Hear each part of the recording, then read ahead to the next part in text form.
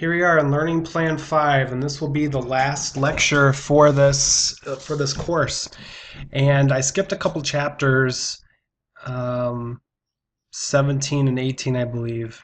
And I feel, of course, that they are good chapters and it's very relevant. However, the purpose of this course is to give you some foundational skills that you can build from. And I think chapters 17 and 18 would be good for you to go back and read after this course and and learn those more advanced type of skills. And they're not even really new skills. It's just a different way of doing the skills you've already learned. So we are now in the planning stage. We've moved from evoking to planning. And so the biggest question that new helpers have is, how do you know when to start planning? And the planning phase is unique in that this is where we're going to start working on what's called a change plan, and we're going to set everything the client has discussed into motion, hopefully. And the client will be taking steps to work on moving towards change if that's where they're headed. So, when is it time to start planning? Well, there's not a clear-cut answer, of course, but it does require some thought. It does require some attention to determine whether or not the client is ready for planning. Most of the time, you're going to know, and the client's going to know, that it's time to move forward. And some of the things that you'll gather from that is the client will continue to discuss change using change talk. And it'll be more on the CAT side, or the mobilizing change talk, commitment, activation, and taking steps. And so when we start seeing the client really start doing something tangible in regards to change, then we know it's time to start thinking about working on the planning stage. If you look at in your chapter, in chapter 19, there's box 19.1, and this is a study that was done. And to summarize the study, and you can read about it in the text, there were two groups of therapists. One group of therapists were instructed to use motivational interviewing and to allow the client to guide the process through each of the four processes until they get to the planning stage. The other group of therapists were told to start planning at a certain point in the study, no matter where the client was in the processes. And so what happened, as you could probably guess, is the clients that worked with the therapists who just used motivational interviewing and let the client guide the sessions and the processes, they had a higher level of commitment and move towards change from clients versus the therapists who were instructed to start the change process or start the planning process even before the client was ready. And so what happens with that is that the client's commitment level just dropped almost down to zero. And why is that? Well, because we're telling the client what to do. No one likes to be told what to do. And and this is the same scenario. People want to feel empowered. They want to feel like they have the autonomy to decide when they want to make the choice to change. It could be a small change or a big change. And so when we gauge in the planning process before a client is ready, their commitment level is going to drop off significantly and you may completely lose them. So it's very important that we continue to remain neutral and non-judgmental during this process, because it's very easy for especially new helpers to want to jump in and tell the clients, okay, this is your change plan, this is what you can do, this is what this is, and go on and on. And what that can do is create some discord with the client towards you, because Now you've been engaged in this process for how many sessions, and now you're going to tell them what they need to do to change. And so it becomes crucial during this phase to really allow the client to explore a plan for change. And this doesn't mean you're sitting back and letting them figure it all out. You're jumping in and giving some feedback and asking to give information, or they're asking you for information. And it's a very collaborative experience.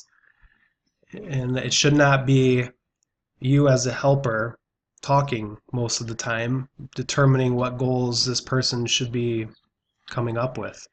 The client should be giving you reasons and should be convincing him or herself and you of where they're at in the change process. Okay, so signs of readiness. Increased change talk. All right, we talked about that a little bit. You're going to have a lot more change talk statements, a lot less sustained talk or diminished sustained talk statements. You're going to see the client actually taking steps on his own or her own. And a lot of times these will be small steps. Some clients will jump all in and just start doing it without even working on a change plan with you, and that's fine. There'll be some resolve, as if a heavy burden or a heavy load has been lifted off of the client's shoulders by engaging in the process.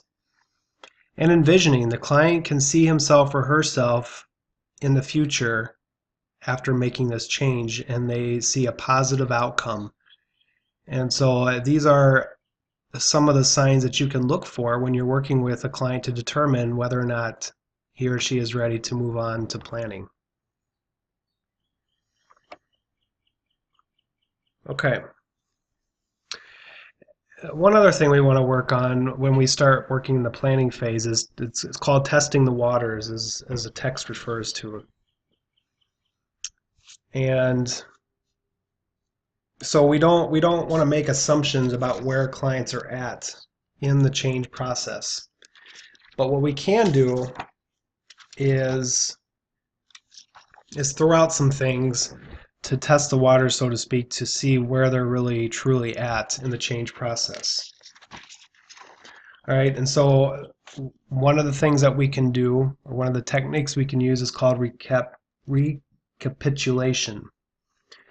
And what this is a collection, it's actually a summary. You're summarizing all of the change talk statements this person has given to you. And you're presenting the client with all these change talk statements in what the text calls a bouquet of flowers. So we're presenting the client with a bouquet of flowers. If you're not into the whole flower analogy, you can think of something else. But the point is that we're using this technique to show the client that we heard them, we listened, and we've recalled everything that they've mentioned about the importance of change. They probably have forgotten some of the change talk that they've already discussed with you. So this will help jog their memory and hopefully elicit some strong emotions about that change that they have expressed a desire to make. Another technique you can use is called the key question. And I love using this key question, but I'm guilty of using it too soon sometimes. And you want to make sure that your rapport, your relationship with the client is strong, because this can really make the client feel, I guess it can seem confrontational if you're not at that point in the relationship. So what you can do is ask a question. You're kind of summing everything up that the client has talked to you about. You can make a question something like, so where does this leave you? Where does all this leave you? Or what do you think I'm thinking about at this point? And so that leaves it in the client's lap to have to make a decision on where he or she stands on this issue. And like I said before, you want to make sure you have a good rapport, good trust with the client before you engage in that type of technique. But it's very, very effective. And I tend to use it quite a bit, and sometimes I use it too soon, but it can be very effective. All right, and then the pregnant pause. We haven't really discussed silence up to this point in motivational interviewing.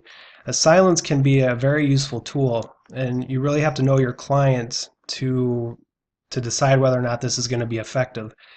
Extroverts tend to discuss their feelings and emotions out loud. They tend to process things verbally with other people. Introverts tend to do that internally. And so if you're discussing something with a client and he or she pauses and there's some silence, let there be silence. We don't need to fill the session with conversation because it feels uncomfortable if there's some silence.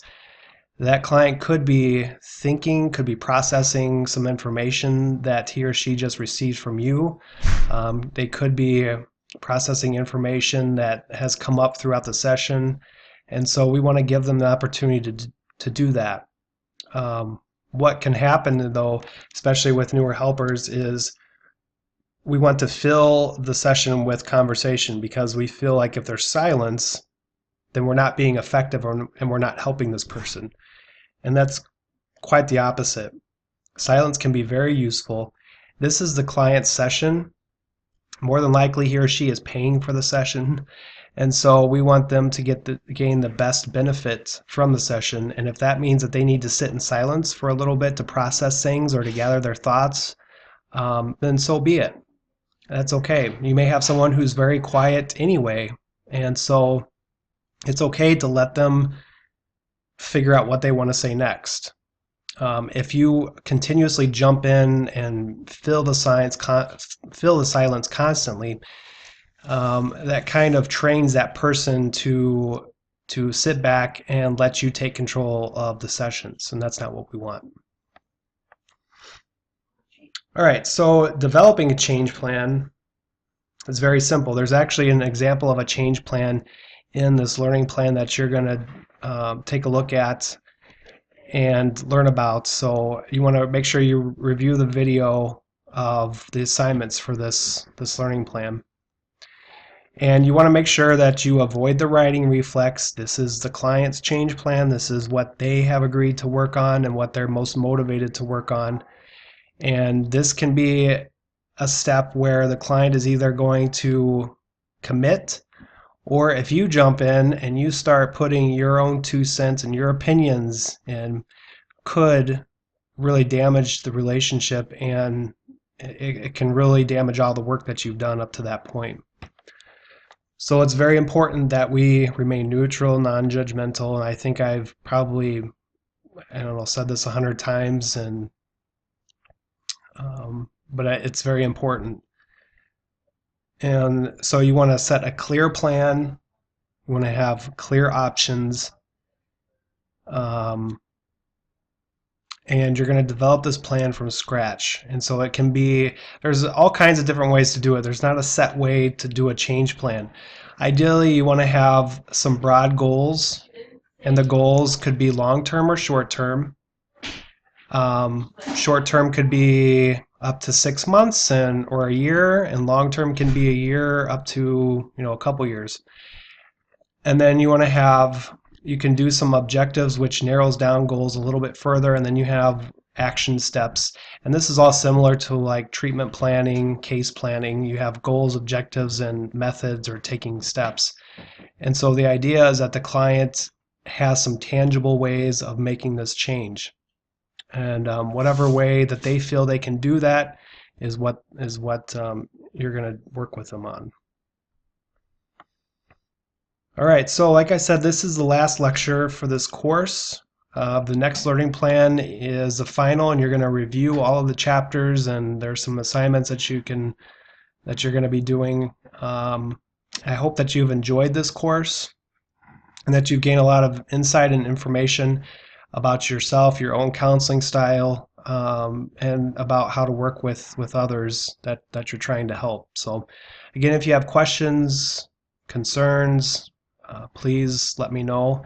I'm all ears, and I want to make sure that you all are successful. So whatever we can do together to get through, then let's work on that. Otherwise, good luck, and I'll see you next time.